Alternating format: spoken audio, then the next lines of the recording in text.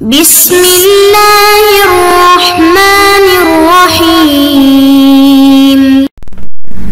اعوذ باللہ من الشیطان اللعین الرجیم بسم اللہ الرحمن الرحیم وبہ نستعین انہ خیر ناصر ومعین رب اشرح لی صدری ویسر لی امری واحلل عقدۃ من لسانی یفقہوا قولی۔ آج کی ہماری بحث قطع القطاع کے بارے میں ہے۔ قطع القطاع، اسے قطع القطاع بھی بعض لوگ پڑھتے ہیں، لیکن جو زیادہ مشہور ہے وہ ہے قطع القطاع، یعنی ایسا بندہ کہ جسے بہت زیادہ قطع اور یقین حاصل ہوتا ہے۔ اسی کے ساتھ دو اور ٹرمز بھی ہیں کہ جو استعمال ہوتی ہیں، جسے ظن و ظنان بھی کہتے ہیں اور شک و شکاک بھی کہا جاتا ہے۔ ظن و ظنان یعنی ایسا بندہ کہ جس کو بہت زیادہ ظن حاصل ہو، اور شک و شکاک یعنی جس کو بہت زیادہ شک حاصل ہو۔ ظن و ظنان اور شک و شکاک کے بارے میں انشاءاللہ اگلے درس کے بارے میں بحث کریں گے کہ آیا وہ حجت ہے یا نہیں۔ فی الحال قطع القطاع کی بات کو آگے بڑھاتے ہیں۔ سب سے پہلے دیکھنا یہ ہے کہ قطع القطاع سے کون سا قطع القطاع مراد ہے۔ دوسری بحث میں ہم دیکھیں گے کہ جو مراد ہے آیا وہ قطع حجت بھی ہے یا حجت نہیں ہے۔ اگر ہم پہلی بات کی طرف آئیں کہ قطاع سے کیا مراد ہے، تو یہاں پر در واقع قطاع کو حاصل ہونے والا قطع دو طرح کا ہوتا ہے، جن میں سے ایک ہماری مراد ہے۔ یا تو قطع القطاع میں قطاع کو حاصل ہونے والا قطع ان اسباب کی مدد سے حاصل ہوا ہے کہ جو اسباب عادی ہیں، یعنی اگر وہ اسباب عام لوگوں کو بھی حاصل ہو جائیں تو ان کو بھی قطع حاصل ہو جائے گا۔ یہ اسباب عادیہ سے حاصل ہونے والا قطع ہے۔ یا تو قطع القطاع کو حاصل ہونے والا قطع ایسا ہے، یا دوسرے نمبر پہ یہ ہے کہ اس بندے کو جو قطع حاصل ہوا ہے وہ اسباب غیر عادیہ سے ہے، یعنی جن اسباب سے عام لوگوں کو یقین حاصل نہیں ہوتا، ان اسباب سے بھی یہ بندہ یقین کر بیٹھتا ہے۔ مثلا راہ چلتے سے جو ہے وہ اڑتی خبر سنی، اس کو یقین ہو گیا کہ بس ویسا ہی ہے۔ سوشل میڈیا پہ اس نے کوئی خبر سنی، اسے یقین ہو گیا کہ بس ایسا ہوگا ہی ہوگا۔ کسی بچے نے آ کے خبر دے دی کہ ایسا ہوا ہے، تو اس کو اس وقوع اور حادثے کے بارے میں یقین ہو گیا۔ ایسے بندہ کہ جس کو بات بات پہ قطع حاصل ہو جاتا ہے، تو اور ایسے اسباب سے قطع حاصل ہوتا ہے کہ جو عادی نہیں ہیں۔ بس ہماری بات یہی اسباب غیر عادیہ میں ہے، اسباب عادی میں نہیں ہے۔ دوسری ہم نے بحث کرنی ہے کہ آیا قطاع کو جو حاصل ہونے والا قطع ہے وہ حجت بھی ہے یا حجت نہیں ہے، تو اس کے بارے میں دو نظریے موجود ہیں۔ ایک نظریہ یہاں پر جناب شیخ جعفر کاشف الغطاء کا ہے۔ انہوں نے تو واضح طور پر فرما دیا ہے کہ ہمارے نزدیک قطع القطاع اصلاً حجت نہیں ہے۔ دوسرا نظریہ جناب صاحب کتاب کا ہے، وہ فرماتے ہیں کہ ڈائریکٹلی اس کو عدم حجیت کے ساتھ ملحق کرنا ہمارے نزدیک یہ درست نہیں ہے، بس ہم قول تفصیل کے قائل ہو جاتے ہیں۔ کیسے؟ وہ فرماتے ہیں کہ قطع القطاع کے اندر در واقع حاصل ہونے والا قطع دو صورتوں میں سے کسی ایک سے خالی نہیں ہے، یا تو وہ قطع طریقی ہوگا یا قطع موضوعی ہوگا۔ اگر قطع طریقی ہو تو میرے نزدیک اس کی حجیت میں کوئی شبہ نہیں ہے، یعنی وہ قطع حتماً و جزماً حجت ہے۔ لیکن قطع موضوعی چونکہ اس کے اندر شارع مقدس کو دیگر مقننین کی طرح حق کے تصرف حاصل ہوتا ہے، وہاں پر شعر مقدس تصرف فرماتے ہوئے شرط لگاتا ہے کہ حکم موضوع کے اندر جو قط تمہیں حاصل ہوا ہے وہ اسباب عادیہ میں سے ہونا چاہیے، وگرنہ دیگر ذرائع سے حاصل ہونے والا قط تیرے لیے حجت نہیں ہوگا۔ تو پس یہاں پر میرا نظریہ یہ ہے کہ قطع موضوعی حجت نہیں ہے۔ پھر آگے چل کر انہوں نے وسواسی کے بارے میں بات کی ہے کہ درواقع یہ بھی قطع کے ذیل میں آ جاتا ہے۔ وسواسی کون سا ہوتا ہے؟ ایسا بندہ کہ جس کو بہت زیادہ وسواس ہوتا ہے۔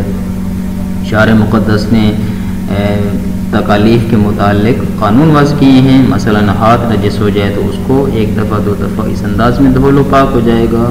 کپڑے اگر نجس ہو جاتے ہیں تو ان کو اس طرح سے دھو لو، پاک ہو جائیں گے۔ اسی طرح اگر کوئی اور چیز نجس ہو گئی ہے، کوئی اور مثلا احکام خمسہ میں سے حکم لاگو کیا ہے تو اس کے اپنے قوانین وضع کیے ہیں، طریقہ کار بتا دیے ہیں۔ لیکن یہ وسواسی جو بندہ ہے یہ اس نارمل روٹین سے ہٹ کر کام کرتا ہے۔ جس ہاتھ کو 2 دفعہ دھونا تھا اس کو 7 دفعہ دھونے کے بعد اس کو قط حاصل ہوتا ہے کہ ہاں اب ٹھیک ہے، اب جا کر میرا ہاتھ پاک ہوا ہے مثلا۔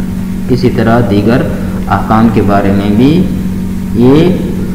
یہی سلوک اور رویہ اختیار کرتا ہے۔ تو فرق یہ ہے وسواسی اور اس کے درمیان کہ اس کو آسانی سے قط حاصل نہیں ہوتا، لیکن قطع میں اس کو بات بات پہ قط حاصل ہو جاتا ہے، لیکن درواقع دونوں ایک ہی کشتی کے سوار ہیں، ایک ہی مرض کے مریض ہیں، دونوں کے لیے ایک ہی دوائی ہے۔ تو یہ وسواسی جو ہے وہ قطع کے ذیل میں آ جاتا ہے۔ آگے بڑھتے ہیں عبارت کی طرف کہ فرماتے ہیں قطع القطاع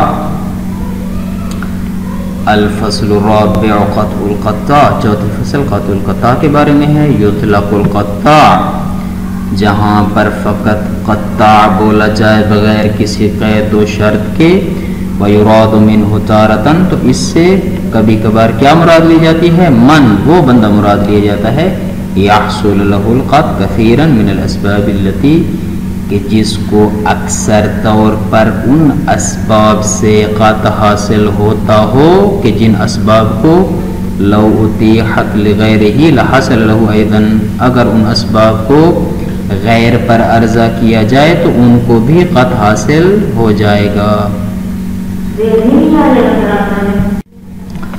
وَأُخْرَى مَنْ يَحْصُلُ لَهُ الْقَطْعُ كَثِيرًا مِنَ الْأَسْبَابِ، اور بسا اوقات قطع بول کر اس سے وہ بندہ مراد لیا جاتا ہے جس کو اکثر طور پر قطع حاصل ہو جاتا ہے، لیکن من الاسباب التي، ان اسباب سے قطع حاصل ہوتا ہے، لا يحصل منها القطع لغالب الناس، جن اسباب سے اکثر لوگوں کو قطع حاصل نہیں ہوتا، یعنی اسباب غیر عادیہ سے اس کو قطع حاصل ہو جاتا ہے۔ اب یہاں پر 2 قطع ہیں جو قطع قطع کو حاصل ہوتے ہیں، ایک اسباب غیر عادیہ سے اور ایک اسباب عادیہ سے۔ وحصول القطع بالمعنى الاول، پس اگر تو اس کو ان اسباب سے قطع حاصل ہو جاتا ہے جو اسباب عادیہ ہیں تو یہ قطع زین، یہ اس خود قاطع کے لیے باعث زینت قرار پاتے ہیں، وہ آیت للذکاء، اور اس کی فطانت و زرنگی کی نشانی ہے۔ وبالمعنى الثانی، لیکن اگر تو اس بندے کو ان اسباب سے قطع حاصل ہو جاتا ہے جو عادی نہیں ہیں تو یہ اس قاطع کے لیے باعث شین، یعنی باعث ننگوار ہیں۔ وآیت الاختلال الفکری، اور یہ اس بات پر دلیل ہے کہ یہ اس بندے کی جو فکر ہے وہ درست نہیں ہے، یعنی اختلال فکری کا مریض ہے، سلیم الفکر نہیں ہے۔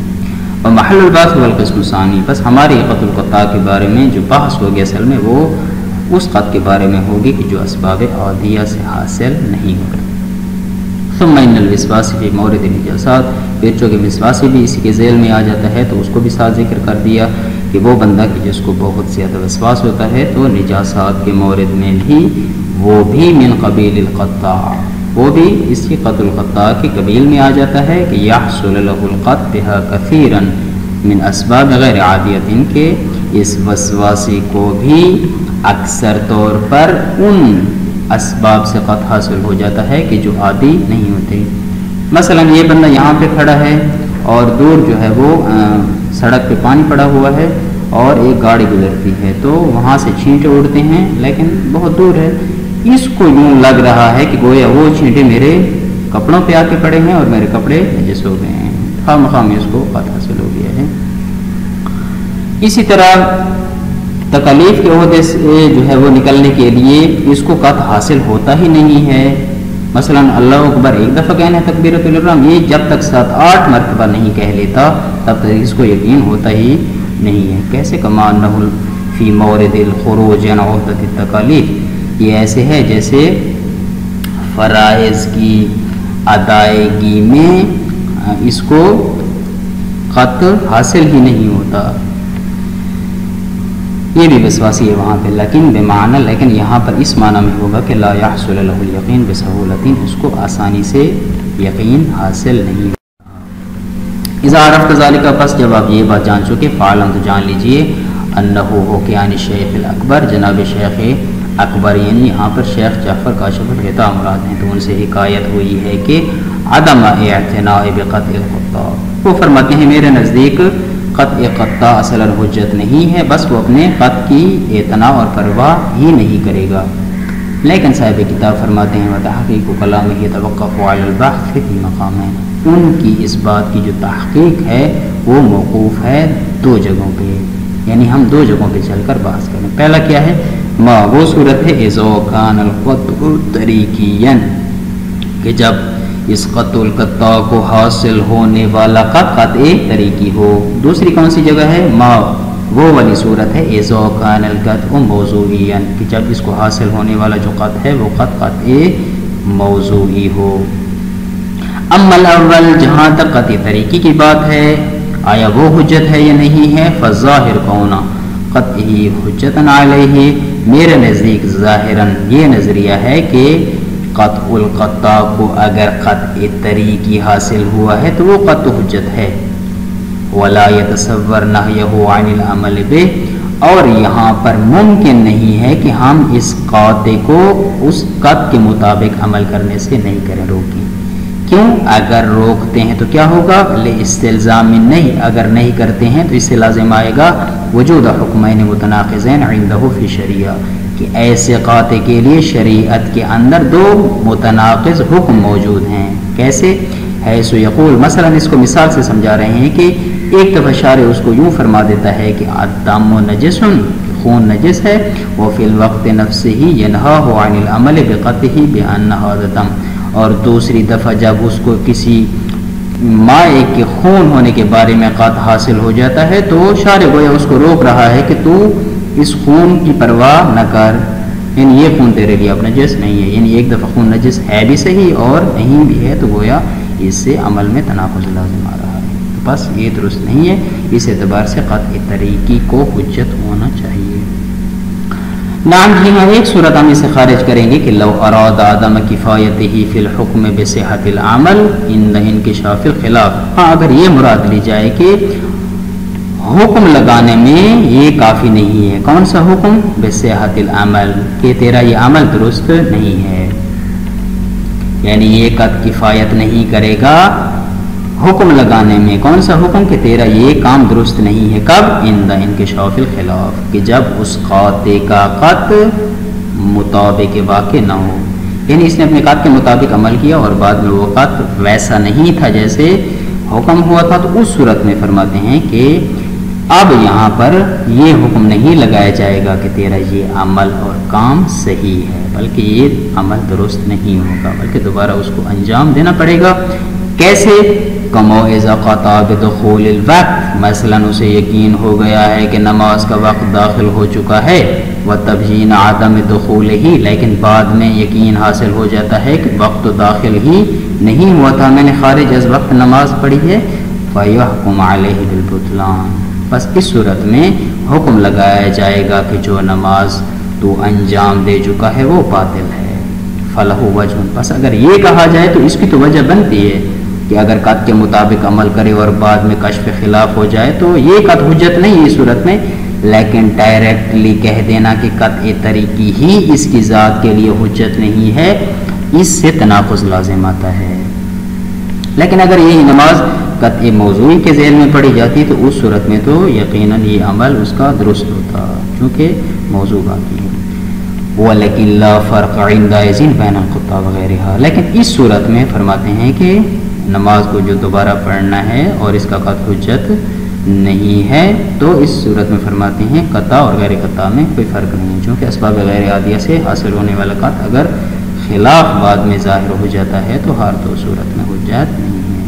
وَأَمَّا ثَانِي قطع موضوع انشاءاللہ اگلے درس میں اس کو ڈسکس کریں گے۔ صلی اللہ علیہ سیدنا محمد وآلہ الطیبین الطاہرین۔